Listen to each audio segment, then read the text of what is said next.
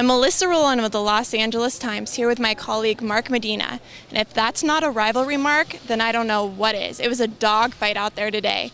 The Clippers ended up losing. The Lakers were victorious 96-91. Mark, I mean, how intense was that game? Oh, the whistles are blowing left and right. Lots of chippy play. Josh McRoberts got ejected.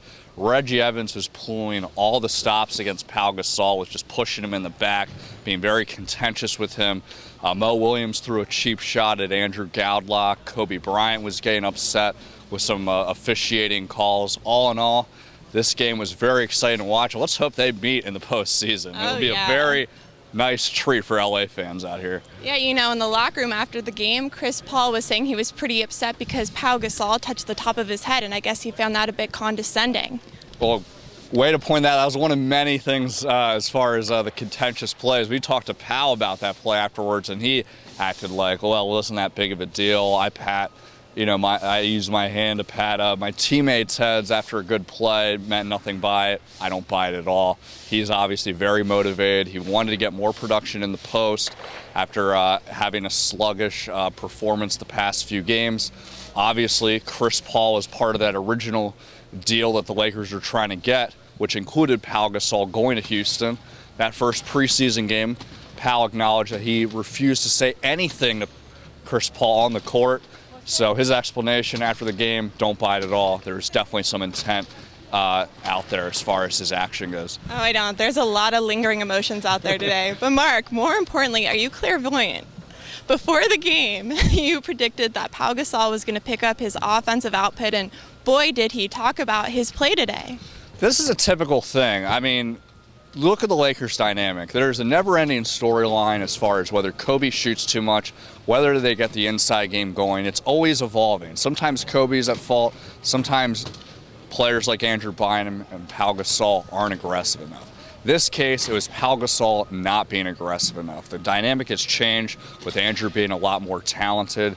Pau's become more of a facilitator, and that worked because Andrew was dominating the post. Pau has a good mid-range jumper, and he's a good passer.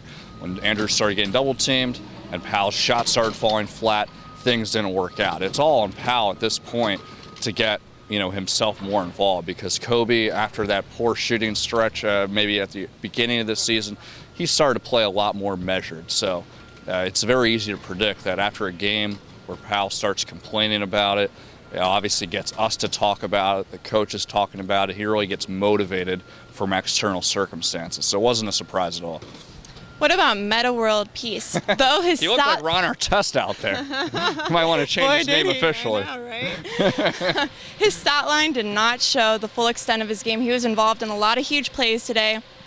Talk about what he means to the team. Oh, he made a lot of great passes to get other people involved. And I mean, Melissa, you look at the box score here. He had Pau Gasol, Andrew Bynum, Kobe Bryant, Derek Fisher, even Andrew Goudelock scoring double figures. You got to credit a lot of that to Meta World Peace, because he was very good at finding ways to get them involved with swing passes. He was making a lot of kicks out after he was driving. Threw a few ill-advised three-pointers as always, but all in all, he made a very good effort. And I think he riled the team up after that play in the third quarter where it looked like he was wrapping his legs around Blake on the ground, and clearly him changing his name has paid off, because that was a blatant technical foul, and if his name was Ron Artest, he would have got called for it. But because he's Meta World Peace, I guess it lives up to his reputation. Interesting tactic. I didn't even think of that. He got away with one.